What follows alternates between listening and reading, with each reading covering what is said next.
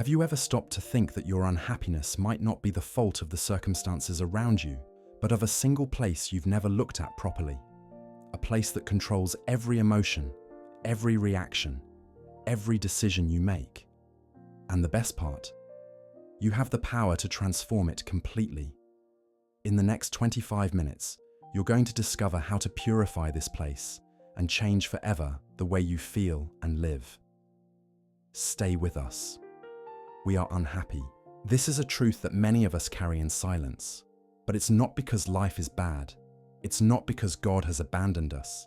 It's because within us, there are impasses we have never resolved, thoughts we have accumulated over the years, beliefs we inherited without questioning, fear we planted in our own hearts. And here is the secret that few understand. Feelings don't change because you want them to change. Feelings change when you purify the thought that created them. Think with me. How many times have you woken up sad without knowing exactly why? How many times have you felt angry at someone and, hours later, realized that the anger wasn't really about that person? How many times has fear taken over you and you couldn't identify where it came from? This is not weakness. This is humanity. But it is also an invitation to grow. In this video, you're going to learn how to identify the thoughts that are poisoning your feelings. You're going to discover practical tools to question your own certainties. And most importantly, you're going to understand that transformation is not a destination, but a continuous process that brings peace, lightness, and purpose. But before anything else, we need to talk about honesty. Honesty is the first tool of purification. Not the honesty you show to others, but the one you have with yourself. The ability to look at your own thoughts and say, is this true? Do I really believe this? Or am I just repeating what someone taught me? Jesus didn't offer easy solutions. He offered qualified conversations. Conversations that challenged people to think differently. Conversations that purified the mind and naturally transformed the heart. You were taught to be certain, to believe in something with all your strength. And that's important, but there's something no one told you. Doubt is a divine tool. Yes, you heard right. Doubt is not the opposite of faith. Doubt is the path to deeper and more authentic faith. When you doubt, you question.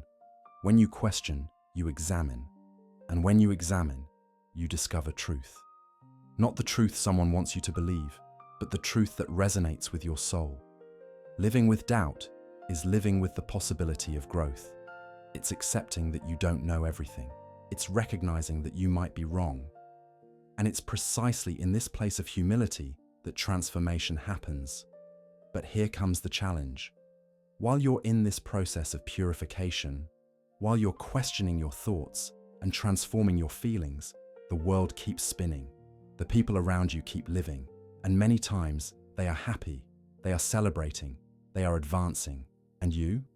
How do you feel when you see others' happiness while you're in your own healing process? That's one of the most honest questions you can ask yourself, because the answer reveals a lot about the state of your thinking.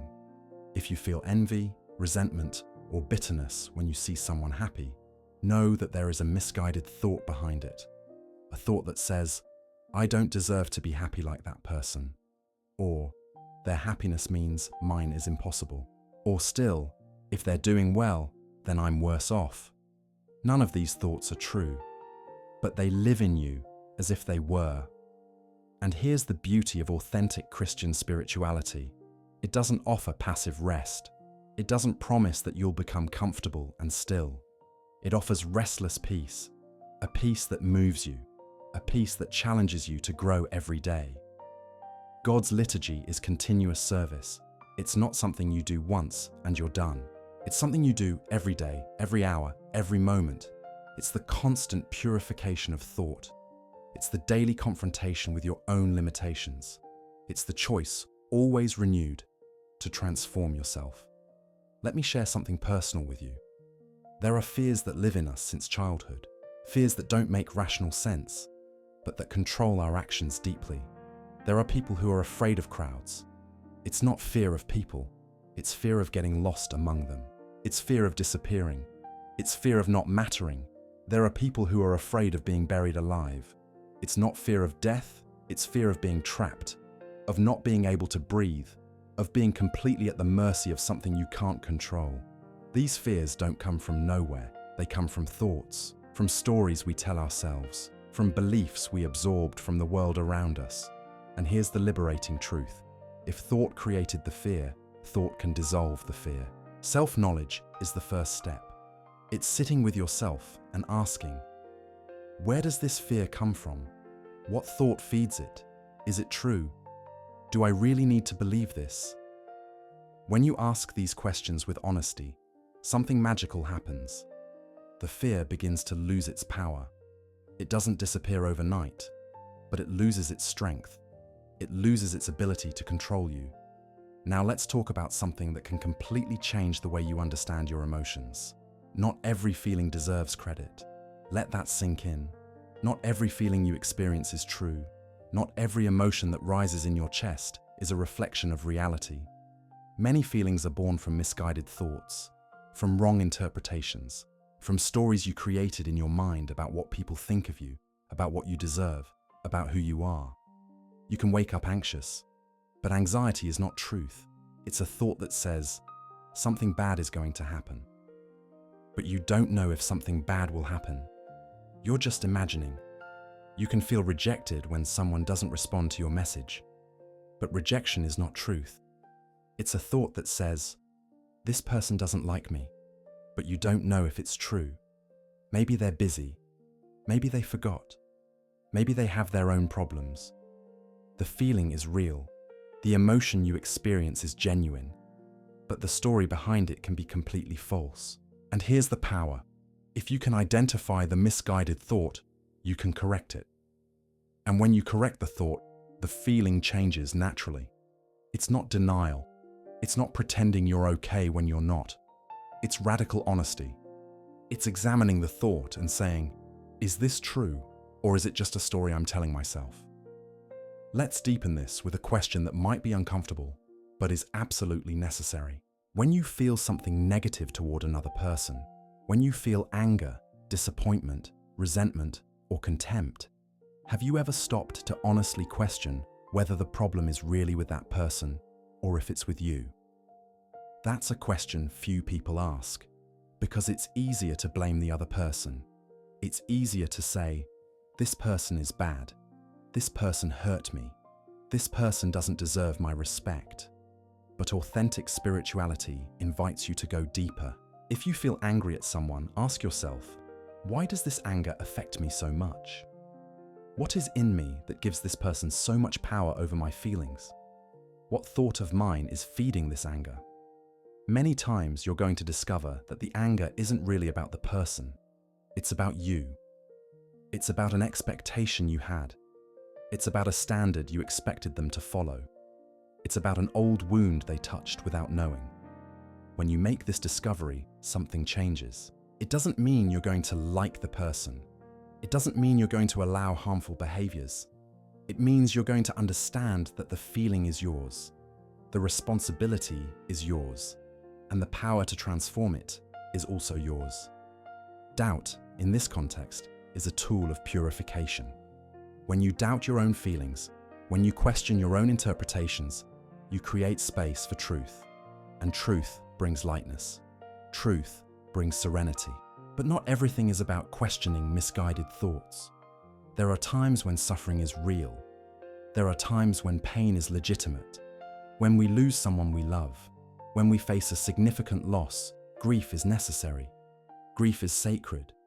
Grief is the process of reorganizing your mind after a loss. It's allowing pain to flow through you. It's honoring what was lost while you learn to live without that person or that situation. And here's something important. Grief has no deadline. There's no right time to stop suffering. There's no moment when you should be better. The intensity and duration of grief depend on the bond you had. They depend on who you are. They depend on your personal history. Each person faces grief in their own way. There are people who lose a parent and suffer deeply for years.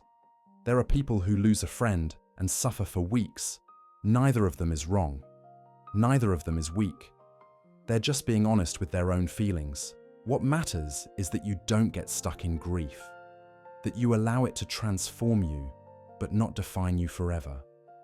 So, going back to the beginning, you are unhappy because there are internal impasses you have never resolved, thoughts you have never questioned, feelings you have never examined with honesty. But now you know. Now you have the tools. Purifying thought is a continuous process. It's waking up every day and asking yourself, what thought am I feeding? Is it true? Does it serve me? Do I need to transform it? It's living with doubt without fear. It's questioning your certainties. It's examining your feelings.